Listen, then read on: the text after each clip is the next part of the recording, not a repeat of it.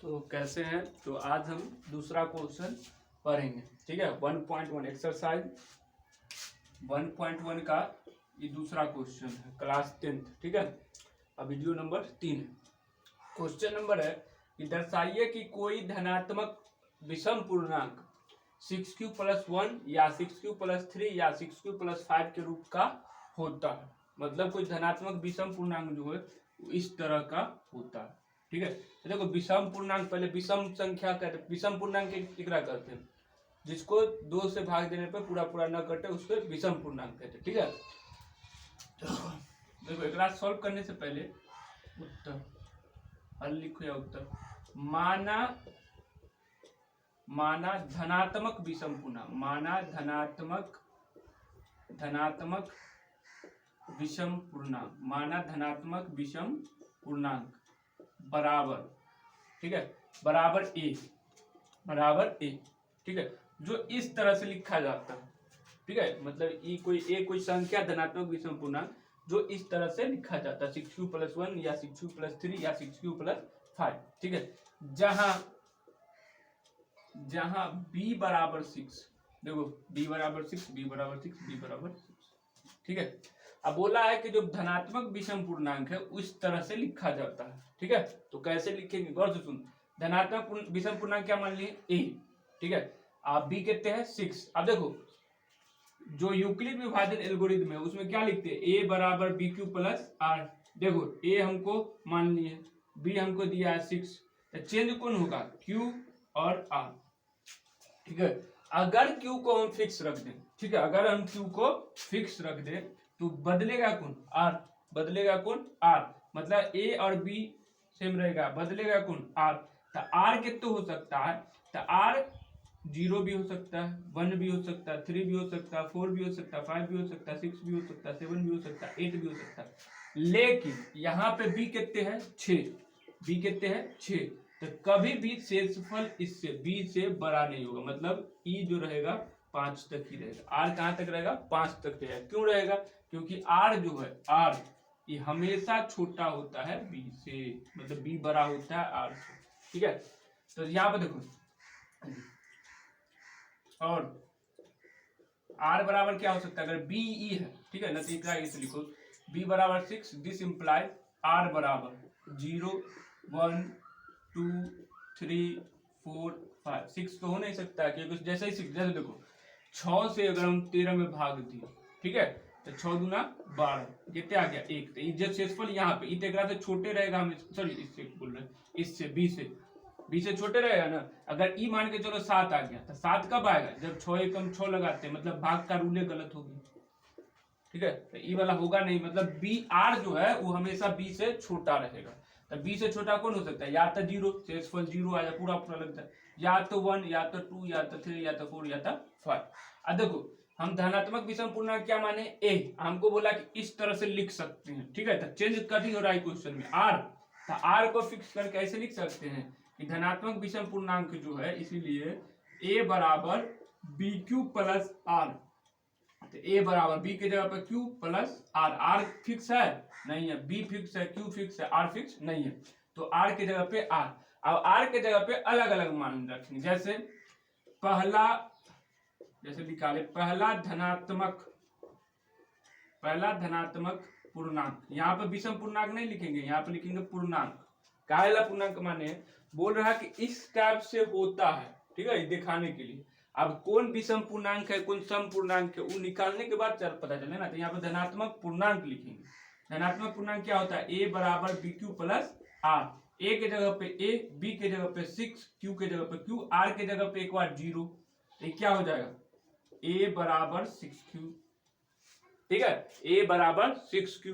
तो ये पहला धनात्मक पूर्णांक। ऐसा ही r चेंज करेंगे, दूसरा के लिए, तीसरा के लिए, चौथा के लिए, पांचवा के लिए, छठा के लिए। तो देखो क्या लिखेंगे? दूसरा धनात्मक पूर्णांक क्या होता है? दूसरा धनात्मक पूर्णांक a बराबर bq+r। a के जगह पे a, b के जगह पे 6, q के जगह पे q, r के जगह पे 1। इसमें r 1 जुड़ नहीं सकता, तो a बराबर bq+r हो जाएगा। ठीक है, तो कौन सा पूर्णांक हुआ? दूसरा पूर्णांक। क्या हो गया?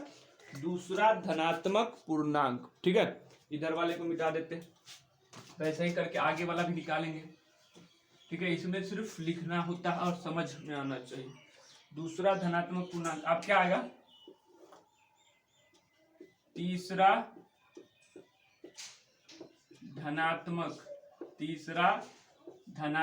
पूर्णांक, तीसरा धनात्मक पूर्णांक क्या होता है, ए बराबर बी क्यू प्लस आर। ए के जगह पे ए, बी के जगह पे 6, क्यू के जगह पे क्यू, आर के जगह पे 2। तो कौन सा हो गया, तीसरा धनात्मक पूर्णांक, ठीक है। तीसरा आ गया, आप क्या निकालेंगे, चौथा धनात्मक पूर्णांक। चौथा धनात्मक पूर्णांक क्या होता है, ए बराबर बी क्यू प्लस आर। ए के जगह पे ए, बी के जगह पे 6, क्यू के जगह पे क्यू, आर के जगह पे 3। चौथा धनात्मक पूर्णांक हो गया। आर कहाँ तक जाएगा, 5, अभी 3 तक लिए, ठीक है। तो आगे बढ़ते हैं, चौथा पांचवा धनात्मक पूर्णांक। पांचवा धनात्मक पूर्णांक क्या होगा, पांचवा होगा ए बराबर बी क्यू प्लस आर। ए के जगह पे ए, बी के जगह पे 6, क्यू के जगह पे क्यू, आर के जगह पे 4। ये कौन सा हो गया, पांचवा धनात्मक पूर्णांक। पांचवा के बाद छठा धनात्मक पूर्णांक, ठीक है। आर चेंज होगा, यहाँ भी सब जगह आर चेंज नहीं हो रहा। छठा धनात्मक पूर्णांक होगा ए बराबर बी क्यू प्लस आर। ए के जगह पे ए, बी के जगह पे 6, क्यू के जगह पे क्यू, आर के जगह पे 5, ठीक है। कौन सा आ गया, छठा धनात्मक पूर्णांक, ठीक है। अब देखो धनात्मक पूर्णांक कौन कौन है, ए बराबर 6q, ए बराबर 6q प्लस 1, ए बराबर 6q प्लस 2, ए बराबर 6q प्लस 3, ए बराबर 6q प्लस 4, ए बराबर 6q प्लस 5, ठीक है। हमको क्या चुनना है, तो हमको चुनना है धनात्मक विषम पूर्णांक। हमको क्या चुनना है, यहाँ देखो धनात्मक विषम पूर्णांक को हमको चुनना है, ठीक है। कि कौन सा धनात्मक विषम पूर्णांक होता है, कौन सा इसमें धनात्मक विषम पूर्णांक नहीं हो सकता, ठीक है। तो आप गौर से सुनो, धनात्मक विषम पूर्णांक कौन होगा, जिसको भाग देने पे शेषफल मतलब 0 आए, ठीक है, जिसमें पूरा भाग लग जाए। अब देखो क्यू कुछ छोड़ लेंगे, ठीक है, क्यू कुछ भी लेंगे, तो इसको क्यू मान के चलो 1 2 3 4 5 6 का की देखो यहाँ पे क्यू क्या हो सकता है, ए में अगर बी से भाग दिया, क्यू आया, शेषफल आर आ गया, ठीक है। बी क्यू आएगा, लगाएगा, घटाने के बाद आर। तो ये जो आर है, सॉरी क्यू है, ये क्यू क्या हो सकता है, 1 2 3 4 5 6, यही सब हो सकता है। तो क्यू कुछ भी ले लो, 1 2 3 4 5 6, अगर मान के चलो 1 ले तो 6, अगर 2 ले तो 12, 3 ले तो 18। तो ये सब क्या आ रहा है, सम आ रहा है, सब क्या आ रहा है, सम आ रहा है। तो इसको 2 से भाग देंगे तो पूरा कट जाएगा। तो हमको धनात्मक विषम पूर्णांक चाहिए, तो ये वाला नहीं लेंगे, ठीक है। हम काट रहे हैं, कॉपी में आप ना काट दीजिए। अगर इसमें ले लो 1, तो 6 एकम 6 1 7 विषम आ गया।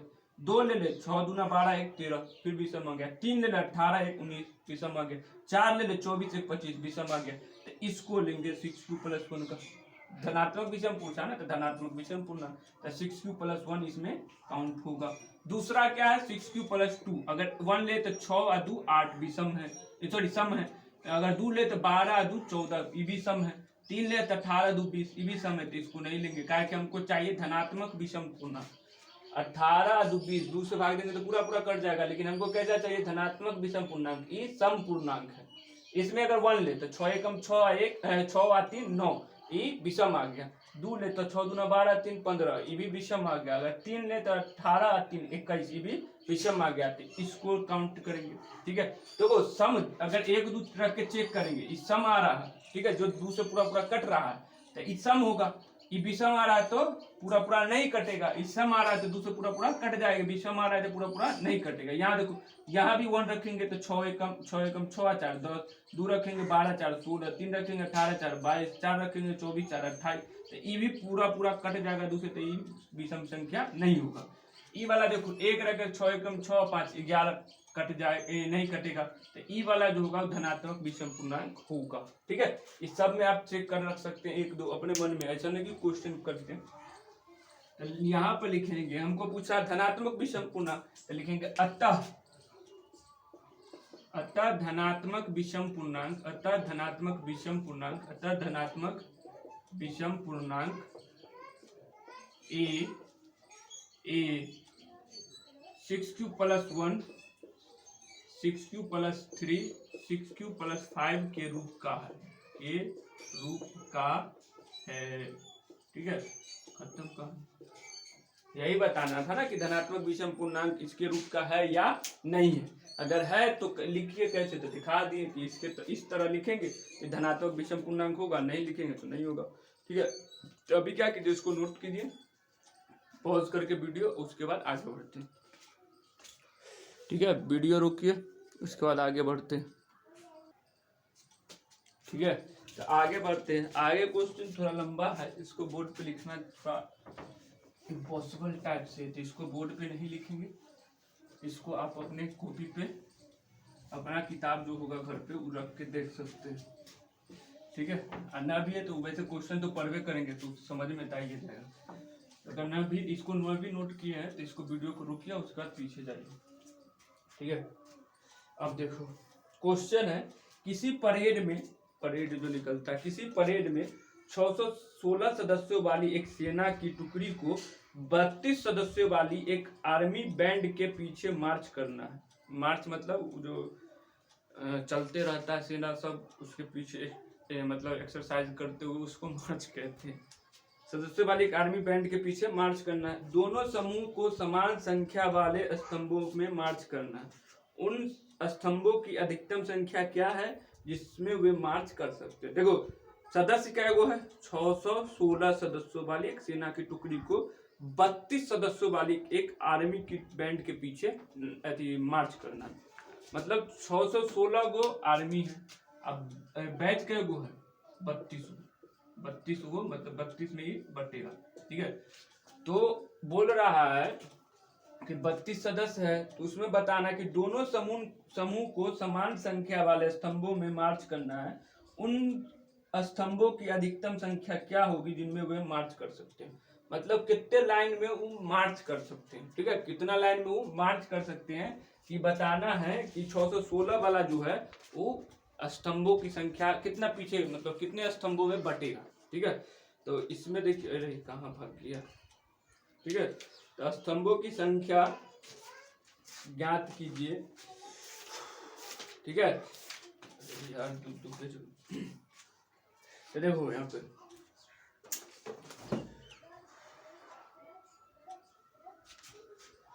616 सदस्य है। ठीक है, अब 32 बैंड है, 616 सदस्य है, अब 32 बैंड है।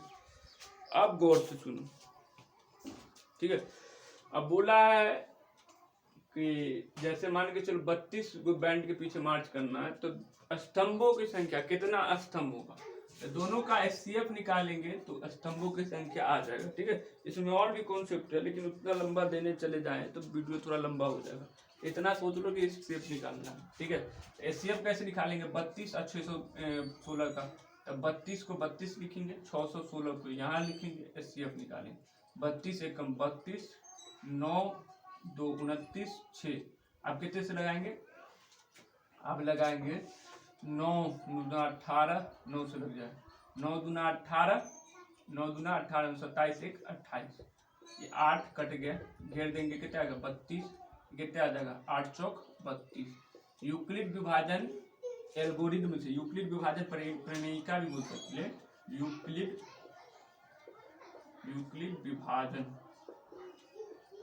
विभाजन प्रमेयिका से लिख सकते हैं a बराबर BQ प्लस R। a के जगह पे 616, b के जगह पे 32, q के जगह पे 19, r के जगह पे 8।